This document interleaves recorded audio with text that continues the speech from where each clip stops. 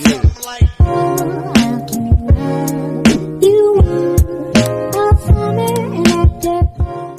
guys, welcome back to my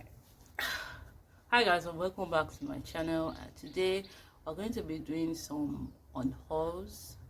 There's some books that I've had on my bookshelf since secondary school that I finally decided that I'm never going to read them or reread them ever.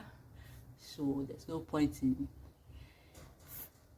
taking up shelf space by still having these books. So I've decided to give these books to people, or just, I don't know, do something with them, get rid of them one way or the other. So anyway, most of these books are books from my secondary school, like books I read in school, and the few novels I bought while in school, secondary school, which is like, so these books they're like really old books.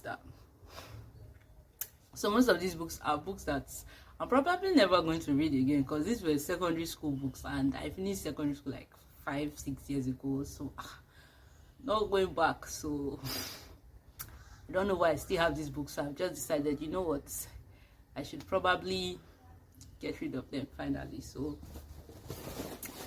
I have them in this bag, and let's just begin.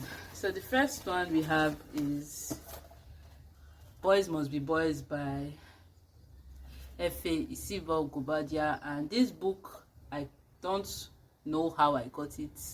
I think we read it in secondary school, junior secondary school. Either I read it in junior secondary school, I got it from my father's.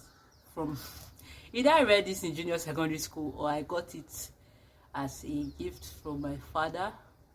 So yeah, this one, I honestly can't remember what this book is about, but it's about boys, that's for sure. Boys must be boys.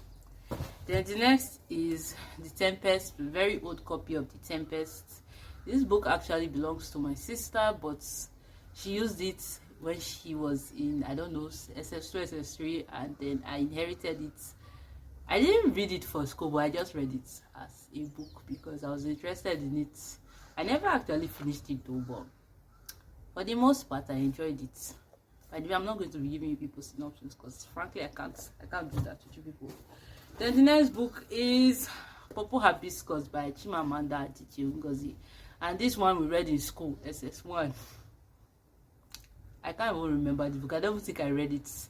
I know it was a book we were supposed to read, but I didn't end up reading it, and I still have not read it up till now. And I kept it since because I was like, oh, maybe I'll read it, but I still did not read it, and I don't think I'm interested in this book again. Maybe if I am in the future, I'll probably find someone that has it and read it, but I really don't need this copy anymore. And then let's go to these ones. So the next are a bunch of books I got from my father as a gift. Okay, yes. So these 3 books I got from my father as a gift. There's The Liver of an Ant by Eghe, Animalia by Eghe, and I guess he gave me these books along with this one from the same author, because I think he's friends with the author, so he bought them and gave them to me to read.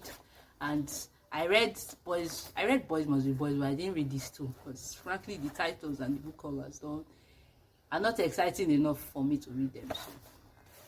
So, and I'm not really interested in them anymore, so I just decided, you know what, it's time to pack these up. Then the next one is this, which is The Pearl and Other Stories by Nwame Onyenwuli Makanjola. I don't think I pronounced her name well, but The Pearls and Other Stories, which is, I actually read this one. It's like a bunch of short stories, really short stories that frankly did not do anything for me. It was just there. I did not really enjoy it, but yeah, I also received this as a gift from my father. I just might keep this one and get rid of the rest. Then the next are books I read in secondary school. There's Faceless by Amadako Faceless by Madako. I did not end up reading this, but this was one of the books we had to read in school. I think junior secondary school was one of the books. And then The Scar and Ukusomi. This is a play by Osadebame Owame. But The Scar and Ukusomi, it is a play. This was one of the books we had to read for junior secondary school exam. What did they call it? GSSE? I can't even remember, but yeah. And then The Dilemma of an African Prince by Ayobami Awelewa. The Dilemma of an African Prince. This one, I read it. I actually enjoyed it, but was it because I'm not so good? I shall remember this book. I read it. I enjoyed it. Too bad I wasn't into the book too when I had it. If not, I would have done like a proper review or something. Then the next is The Highly Effective Student by Gideon Onigwe. This is a non-fiction book for, I don't know, when I was entering university, 100 level, we had this orientation where the author of this book came to speak to us, and he was quite convincing, and I felt like I needed to get his book at the time, so I bought it and I never read it. But now I'm done with school, so I don't think I need it anymore. So I know I'm never going to read this. Should I just keep it for as per? This is one of the few books I've actually bought with my money. Now get rid of it. So yes, this is going because I'm never going to read this. But I guess in 100 level, when I started university, I was so passionate about school that I decided to buy everything to help my life. Hence why I bought this. Then the next is my very old copy of Harry Potter by J.K. Rowling, which I never actually read. I just had it because I was like, oh, I want to get all the Harry Potter books and then read them all at once. But I never actually read it, and I'm actually not interested in it anymore. So just going to look for someone to dash this to, because yeah, I'm not going to read it. So why am I using it to hold up precious shelf space? So this is going to. Then the next is Her Secret Alibi by Deborah Webb, and I actually got this book when I was in secondary school. Yeah, I got this when I was in secondary school. Technically, I didn't even buy this. Someone gave this to me.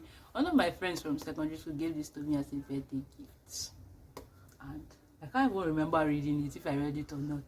But it's like a really old copy, and I don't think I'm interested in Harley Quinn books anymore. Or maybe I still am. It's just that the new things I'm reading now is shocking me, and then later I'll go back. Well, for now, I'm not really interested in this particular book, so it's time for it to go. Then the next is this. I don't know what they are called, but it's like I don't know if they're in a series, but I think they're written by the same person. Oh no, they're not written by the same person, but they just have like similar this thing. And I got all three of these books from my cousin. She gave them to me when she heard that I like reading, so she just like gave me a bunch of her old books. And I think I read one of them. I think I read this one, and then I didn't read the other two. And frankly, I actually read half of it. They gave it to my friend to read, and she never returned it for like 2 years, and then I lost interest. And then when I finally got the book back, I already kind of lost interest, and now I know I'm not going to read it again. The 3 books. So it's like, what's the point? Let's just give it to somebody that will appreciate it. Which is why I'm getting rid of them, because I'm not going to read them. Then the next is The A-List by Zoe Dean, and this was also given to me by my cousin, you know, the one that gave me books when she had that I read. So she also gave me this. I never read it. I just had it on my shelf, and now while I was going through my things there, I just decided that I wasn't interested in this, so there's no point in keeping it, because I know I'll never read it. Why not just give it to someone that will appreciate it more?